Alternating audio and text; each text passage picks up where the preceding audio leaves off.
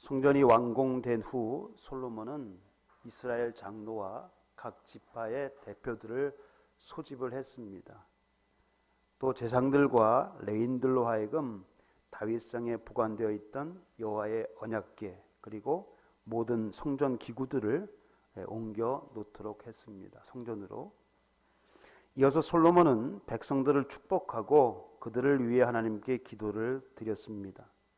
이후 성전 봉헌식을 성대하게 거행했는데 이러한 내용을 기록하고 있는 열왕기상 8장이 우리에게 주는 교훈 몇 가지를 살펴봄으로써 함께 은혜를 나누고자 합니다. 첫 번째는 성전의 시작과 끝은 여호와의 언약궤입니다.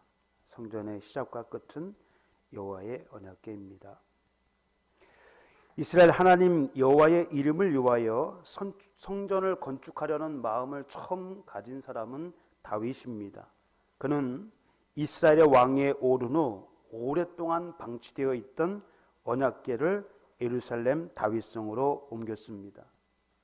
하지만 자신은 백향목으로 지은 궁에 머물러 살면서 하나님의 궤는 휘장 속에 있다는 것이 늘 마음에 걸렸습니다. 그래서 다윗은 성전을 건축하여 하나님의 궤를 모시려는 그 마음을 가지게 되었습니다.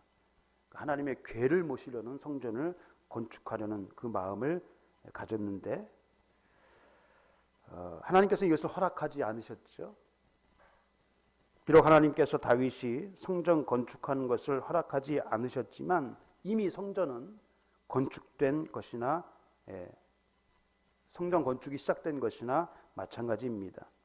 하나님께서는 다윗으로 하여금 성전 건축의 설계도, 그 안에 있는 모든 기구의 제작, 그 양식, 그런 설계도를 하나님께서 주셨고 영감으로 주셨고 또 그에 필요한 모든 필요한 재료들을 있는 힘껏 준비하도록 하나님께서 이 다윗으로 하여금 그것을 준비케 하셨습니다.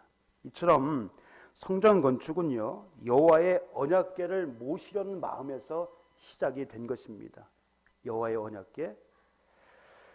솔로몬은 성전을 완공을 한 후 이스라엘 장로들과 각 지파의 대표들을 예루살렘으로 소집했습니다. 왜냐하면 여호와의 언약궤를 옮기기 위해서입니다. 다윗성에 있는 그 언약궤를 이제 성전 건축을 했으니까 제자리에 옮겨놓기 위해서 백성들을 소집하고 제사장들로 하여금 그 언약궤를 메어서 성전 그 지성소 안에 안치를 시키려고 했던 것입니다. 이제 성전이 완공되었으므로 여호와의 궤는 자기의 처소 곧 성전의 내소인 지성소로 옮겨져야 했습니다. 이 지성소는요 성전의 심장부입니다. 성전에서 가장 중요한 것이 바로 이 지성소. 그곳에 하나님의 임재를 상징하는 여호와의 언약궤가 안치되어 있기 때문입니다. 그러니까 언약궤는요 성전의 전부나 마찬가지예요. 여호와의 성전에서 가장 중요한 것이 뭡니까? 이 성전이 뭐예요? 하나님의 집, 여호와의 성전이잖아요. 그럼 여호와의 성전, 하나님의 임재를 상징하는 것이 뭡니까? 여호와의 언약궤. 그래서 이 언약궤는요 성전에 있어서 가장 중요한 그런 기구입니다. 이스라엘 사람들에게요 세계에서 가장 중요한 것, 중심이 뭐냐 이렇게 물어보면 이스라엘 사람들이 이렇게 대답을 한다고 합니다. 자신들이 살고 있는 이스라엘이 세계의 중심이다. 그러니까 유대인들은요 자신들이 살고 있는 이스라엘이 세계의 중심이라고 말합니다. 그리고 이스라엘의 중심은 어디냐면 예루살렘. 예루살렘의 중심은 어디입니까? 성전. 성전의 중심은 어디입니까? 지성소. 지성소의 중심은 법궤. 법궤의 중심은 십계명. 왜 이 여호와의 이 언약궤가 하나님의 임재의 상징이 됐냐면 그 안에 들어있는 두 돌판 때문입니다. 이 돌판이 어떤 것입니까? 하나님께서 모세로 하여금 십계명, 직접 이 십계명을 써주신 두 돌판입니다. 이 두 돌판을 궤를 만들어서 그 안에 넣도록 하셨습니다. 이 궤는요 조각목, 성경에 조각목이라 나온 것은요 아카시아 나무를 말합니다. 이 아카시아 나무를 순금으로 입혀서 이 조각목을 이 궤를 만들었습니다. 이 궤 안에 두 돌판, 하나님께서 친히 써주신 십계명에 새겨진 두 돌판을 넣으라고 명령을 하셨습니다. 궤 자체는요, 이 궤 자체는 아무런 의미가 없습니다. 그냥 궤예요. 그런데 그 안에 두 돌판을 넣음으로 비로소 이 궤는 하나님의 궤, 여호와의 궤, 하나님의 언약궤가 된 것입니다. 이 십계명이 언약입니다. 하나님과 이스라엘 백성들 사이에 맺은 언약. 이 핵심이 바로 십계명인데 이 궤 안에 두 돌판이 들어감으로써 비로소 이 궤가요 하나님의 언약궤, 그래서 하나님의 임재의 상징이 된 것입니다. 궤 자체는 아무런 의미가 없어요. 그 안에 무엇이 들어있는가, 그것이 결정을 하는 것입니다. 성전도 마찬가지입니다. 성전은요 여호와의 언약궤를 모시기 위해 지어졌다고 해도 과언이 아닙니다. 이 다윗이 그랬잖아요. 여호와의 궤를 모시려는 성전을 건축하려고 했던 거예요. 그만큼 하나님의 궤는 성전에서 가장 중요한 위치를 차지합니다. 하나님의 임재를 상징하는 이 언약궤가 성전에 안치됨으로 비로소 진정한 의미의 성전이 완공되는 것입니다. 여호와의 언약궤가 지성소에 딱 안치됨, 제자리에 안치됨으로써 진정한 의미의 성전이 완공이 된 것입니다. 이것이 없으면 불안한 거예요. 그래서 이것이 완치됨으로 진정한 의미의 성전이 완공이 되었습니다. 이를 하나님께서는요 구름을 통해서 증명해 주셨습니다. 이것이 하나님의 성전이다, 내가 거하는 처소다라는 것을 구름을 통해서 증명해 주셨어요. 자, 제사장이 이제 언약궤를 메고 그것을 이제 그 자리에 안치해 놓고 성소를 나오는데요. 이 성전이 구름으로 가득 찼습니다. 구름. 여기서 말하는 구름은요, 하나님의 영광을 상징합니다. 그래서 하나님의 영광이 이 성전에 가득했다.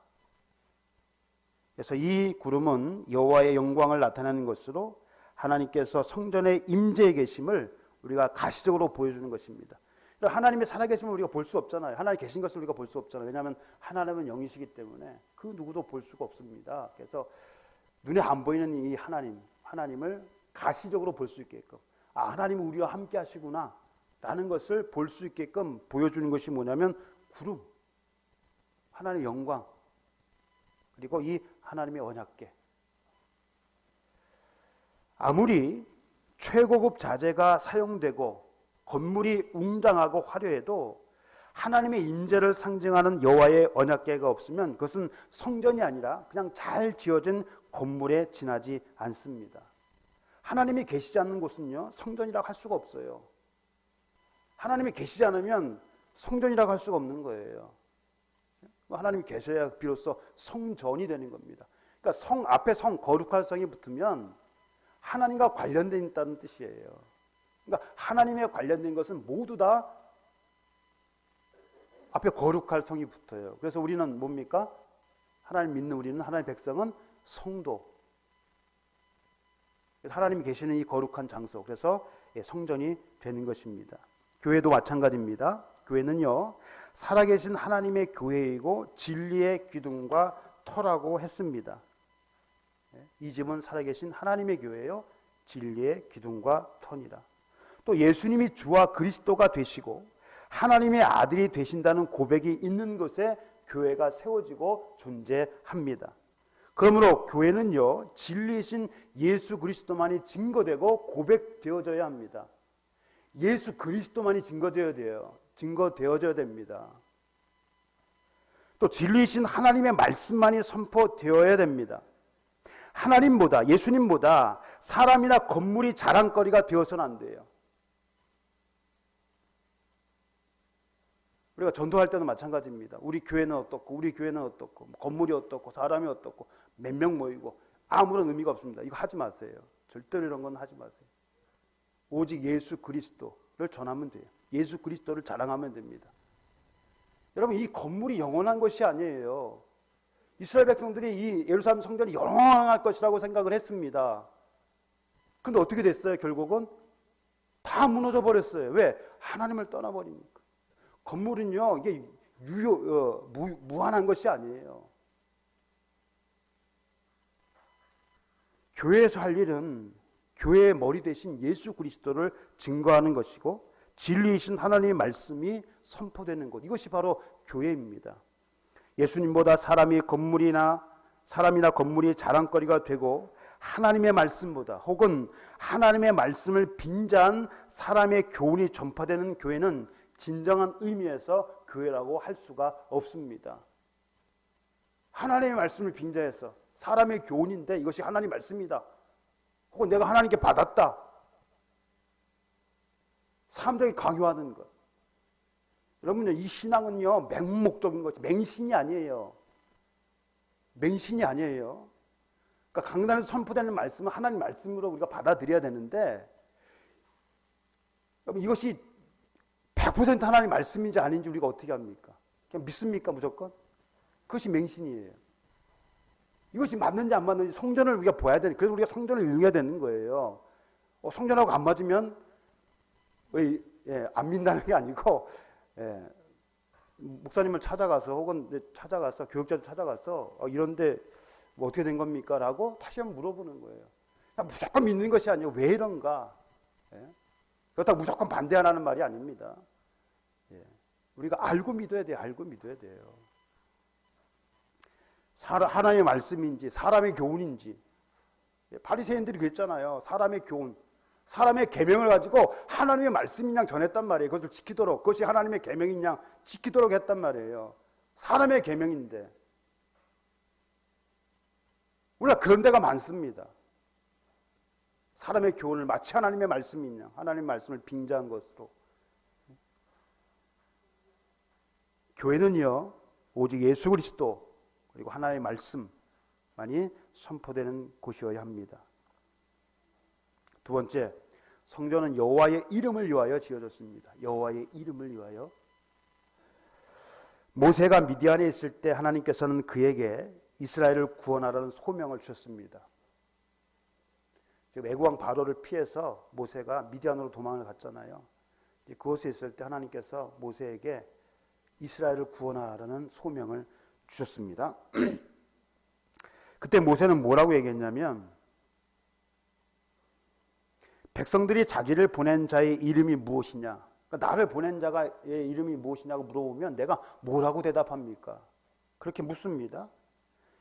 이 하나님께서는 나는 스스로 있는 자다. 스스로 있는 자. 하나님은요 누가 만들어내는 것이 아니에요.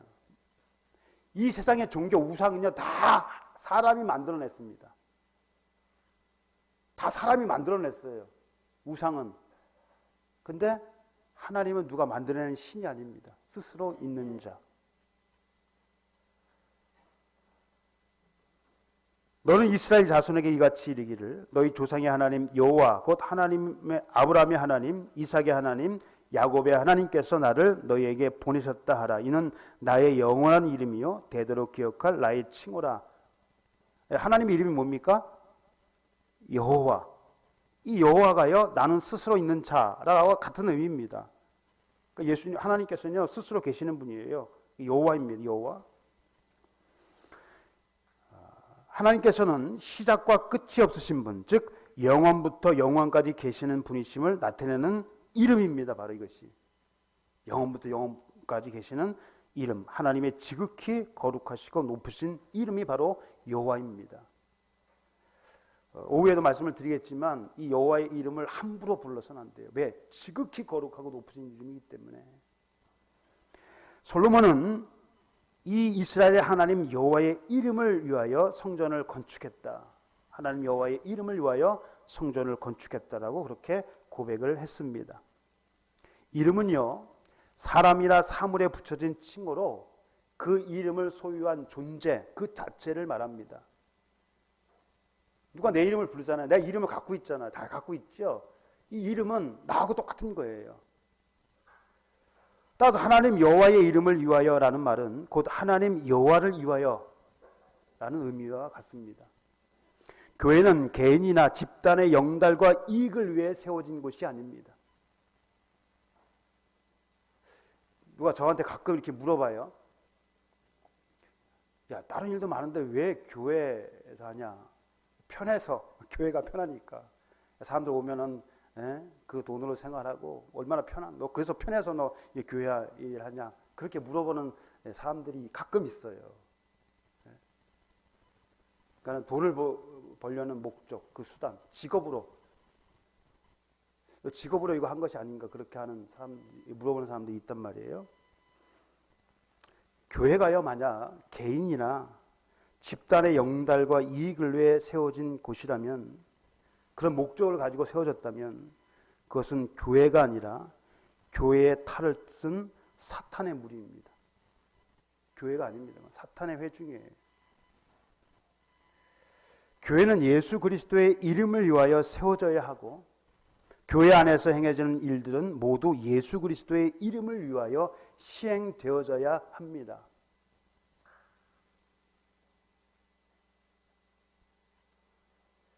교회는 하나님의 영광을 위하여 세워진 예수 그리스도의 교회이기 때문입니다.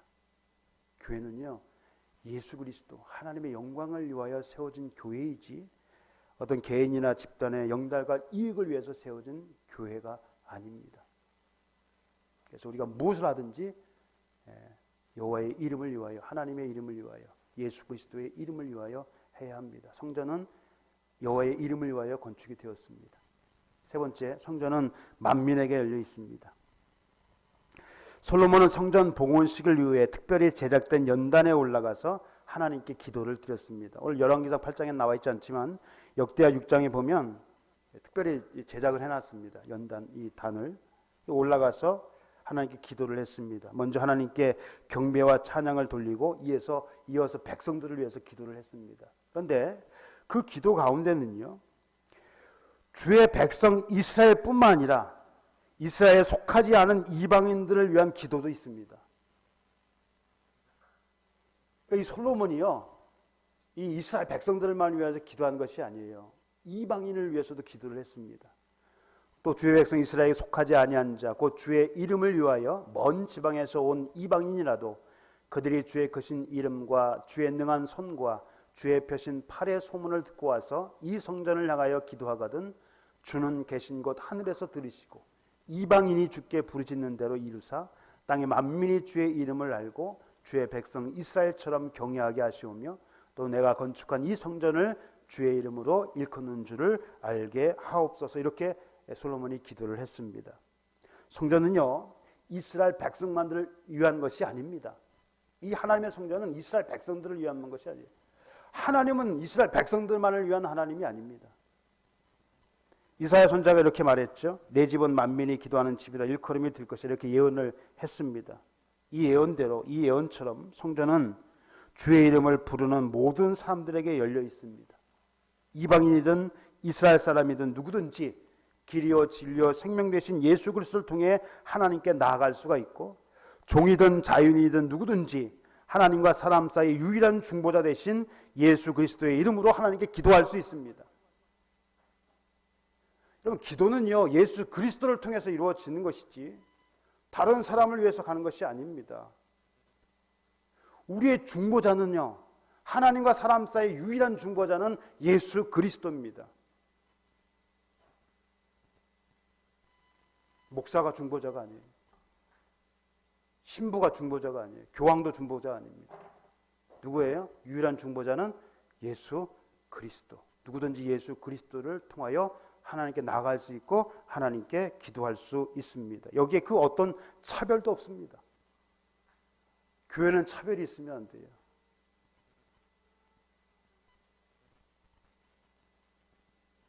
어떤 교회는 정상의 교회가 아니고 좀 이단적인 교회는 나이 드시고 뭐 돈이 없을 것 같은 가난한 사람들에게는 교회 오라는 소리를 안 한답니다.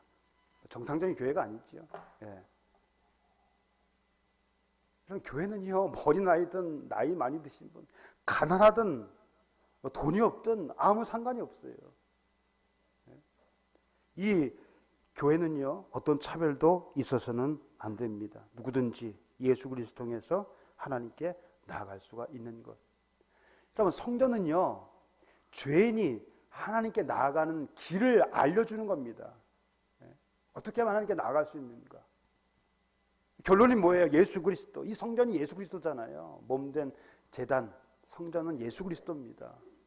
그러니까 예수 그리스도를 통해서 하나님께 나갈 수 있는 거예요. 여기에 어떤 장애도 차별도 없습니다.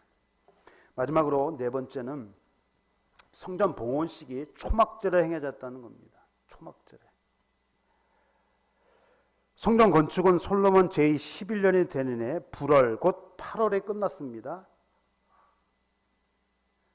열왕기상 6장 38절에 보면 성전이 언제 완공됐습니까? 솔로몬이 왕위에 오른 지 11년이 되는 해 불월, 이 불월은 8월을 말합니다. 8월에 성전이 완공됐어요. 그런데 이 성전 봉헌식은 언제 있었냐면 에다니멀 곧 7월 7째 달 절기에 있었다고 그랬습니다. 여러분 8월에 성전 건축이 완성됐는데 7월에 성전 봉헌식이 이루어졌어요. 이게 무슨 말입니까? 그러니까 이 성전 봉헌식이 그 해가 아니고 다음 해에 이루어졌다는 것을 말합니다. 그러니까 성전이 8월 달에 완공이 되고 11개월 후에 다음 해인 7월 달에 성전 봉헌식이 거행이 됐다는 거예요. 왜 이렇게 성전 봉헌식이 11월 달에 거의 1년이 걸렸는가? 여기에 대해서 뭐 여러 가지 견해가 있습니다. 성전 기구들이 완성되지 않았기 때문이다. 그러니까 기본적인 것은 다 완성이 됐는데 다른 것들이 완성이 되지 않아갖고 지금 그것을 12개월 동안 준비를 했다는 거예요. 그러니까 더 많은 준비를 했다는 것이죠. 또 근데 그보다는 솔로몬이 7월 절기, 여러분 7월 달에 열리는 절기, 이스라엘 백성이 7월 달에 갖는 절기가 뭔지 아십니까? 오늘날로 말하면 뭐 10월 달 정도 되는데 이 절기는 바로 초막절입니다. 초막절. 초막절은 다른 말로 뭐예요? 뭐 장목절이라고 하기도 하고 수장절이라고 하기도 합니다. 그러니까 성경에 보면 수장절을 지키라. 수장절, 초막절은 같은 절기입니다. 그래서 솔로몬이 일부러 이 7월 달 초막절에 맞춰서 성전 봉헌식을 하려고 했다. 그런 견해가 있는데 이 견해가 다른 주장보다 더 설득력이 있어 보입니다. 자, 이 초막절은요, 가을 절기입니다. 우리 지난주에 추수감사절 지냈죠? 이 추수감사절은 이 수장절, 초막절을 계승한 거예요. 그러니까 성전이 이 절기를 계승해서 우리가 추수감사절로 지키는 겁니다. 근데 보통 우리가 11월 셋째 주에 추수감사절을 지킨단 말이에요. 근데 추석은 언제입니까? 추석. 뭐 빠르면 10월 말이나 뭐 10월 초에 있잖아요. 그래서 아예 추석을 그냥 추수감사절을 바꿔버리자라는 그런 이제 주장도 있는데 그것이 우리에 맞잖아요. 근데 그것도 나름대로 중요한 의미가 있긴 하지만 아무튼 이 초막절, 수상절은 가을 추수를 마친 후에 지키는 감사의 절기입니다. 그래서 이것이 이스라엘 달력으로는 7월 15일부터 22일까지 일주일간. 그러니까 우리가 쓰는 태양력으로는 한 10월 달 정도가 되는 거예요.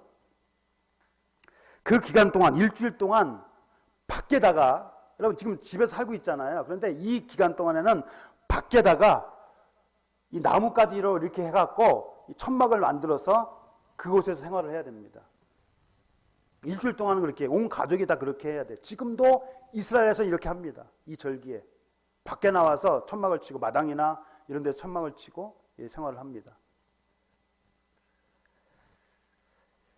이 초막절 왜 그렇게 하느냐? 이것은요, 출애굽한 이스라엘 백성이 광야에서 장막을 치고 살던 때를 기념하기 위함입니다.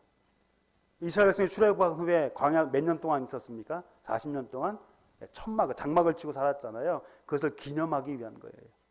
그래서 이 40년 동안 하나님께서 이스라엘 백성을 지키시고 보호하시고 이 약속의 땅 가나안 땅에 들어가셔서 풍성한 수확을 얻을 수 있게 하신 그 하나님의 은혜.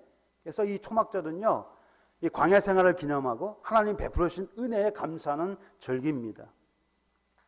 이 절기를 지킬 때는 가족뿐만 아니라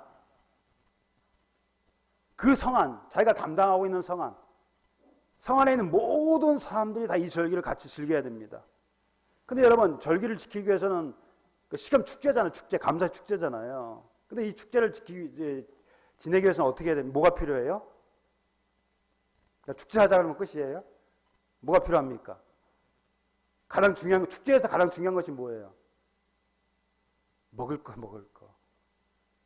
근데 이 먹을 게 다 있는 것이 아니잖아요. 여러분, 가난한 사람들이 먹을 것이 없어요. 부자야 뭐 했는데 가난한 사람 먹을 것이 없어요. 그래서 큰 교회 가면은 막 엄청 막 크게 추수감사절 앞에 보면 막 엄청나게 꾸며놓는데 저는 가난한 교회는 이렇게 소소하게 꾸며놓습니다. 축제하기에서는 돈이 음식 이런 장만할 필요한데 돈이 필요한데 가난한 사람들 이것이 없잖아요. 그럼 어떡합니까? 가난한 사람들은 뭐 안 합니까? 그래서 하나님께서 이 절기를 지킬 때는 너와 내 자녀와 네가 지금 데리고 있는 노비, 내 성중에 거주하는 레위인과 객과 고와 가부가 함께 다 즐거워할 수 있도록 해라는 거예요. 그 사람들이 가난하니까 네가 가지고 있는 것으로 베풀라는 거지요. 함께 다 즐거워하는 게 소외되는 이 축제에 소외되면 안 돼요. 어떤 사람도 소외되면 안 됩니다. 모든 사람이 다 동참을 해야 했습니다. 자, 이 노비 레위인 객과 고아, 아니 왜 레위인이 왜 가난한 사람의 편에 있겠습니까? 레위인이 누굽니까? 하나님의 성막, 하나님의 일을 감당하는 사람들이잖아요. 근데 왜 가난한 사람들 편에 있겠습니까? 레위인들은요, 백성들이 내는 11조로 생활을 했습니다. 다른 기업이 없어요. 백성들이 내는 11조로 생활을 했기 때문에 풍족하지는 못했습니다.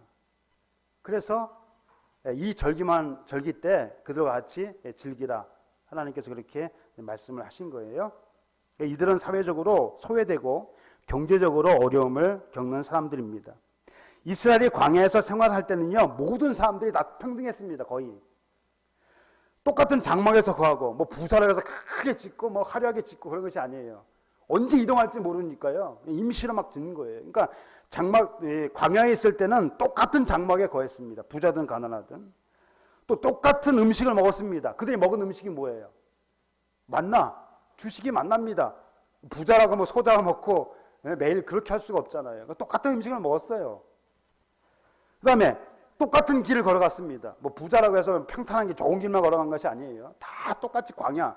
여러분, 광야는요, 사람이 살 수가 없어요. 먹을 게 없고요. 춥고, 그 다음에 이 뱀들, 독사, 아주 위험한 곳입니다.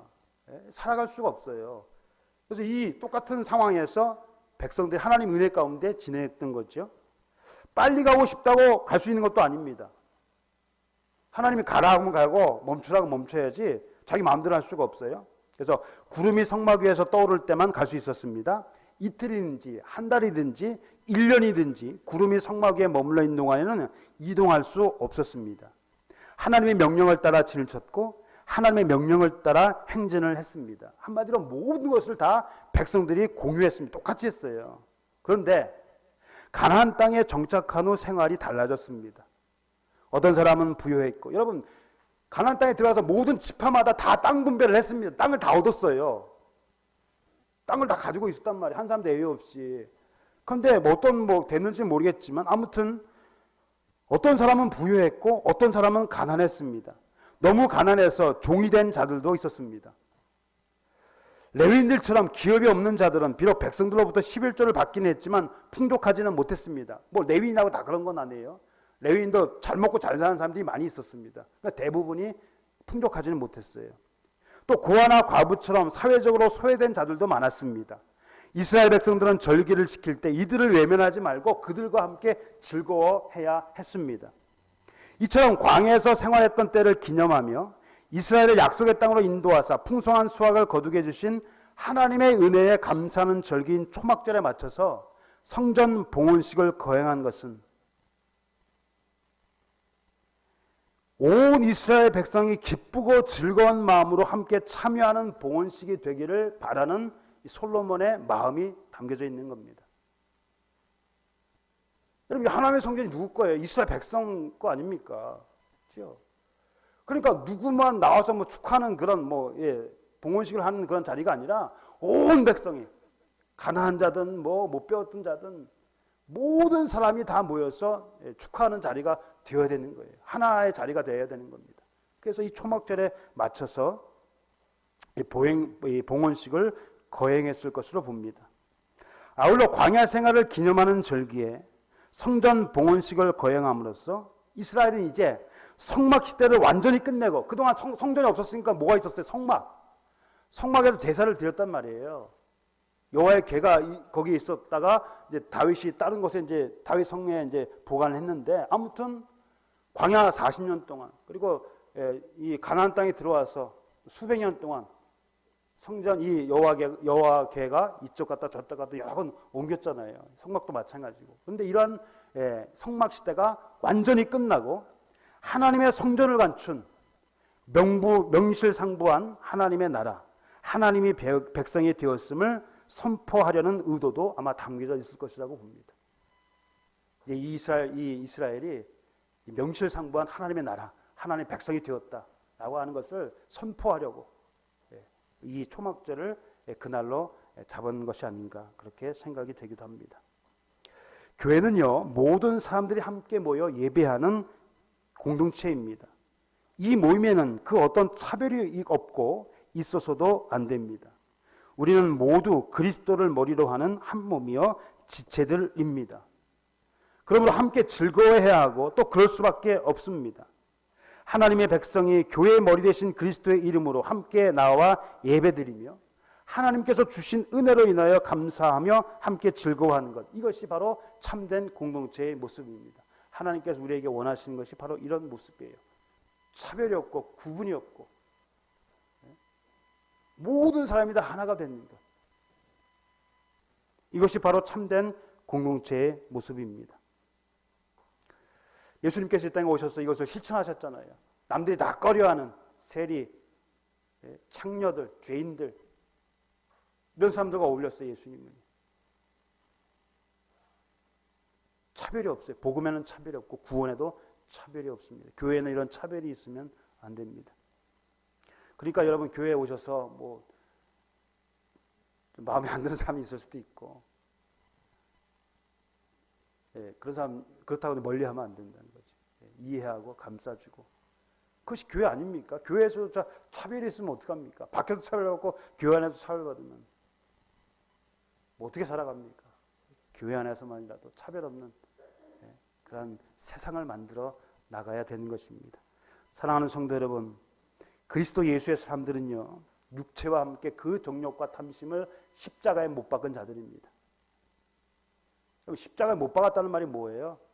죽었다는 거, 죽었다는 거. 예수 그리스도의 사람들은요, 육체와 그 함께 그 정욕과 탐심을 죽였어요. 없습니다. 나오면 안 돼요. 정욕과 탐심이 나오면 안 돼요. 그리고 누구를 위해 살아야 됩니까? 하나님의 영광을 위해, 자신을 위해서가 아니라 하나님의 영광을 위해 살아야 합니다.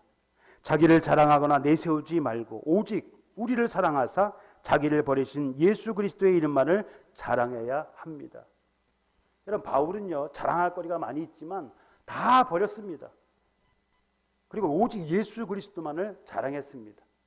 교회도 우리도 예수만을 자랑해야 됩니다. 지식이나 명예, 사회적 신분이나 지위, 업적 등을 자랑하지 마십시오.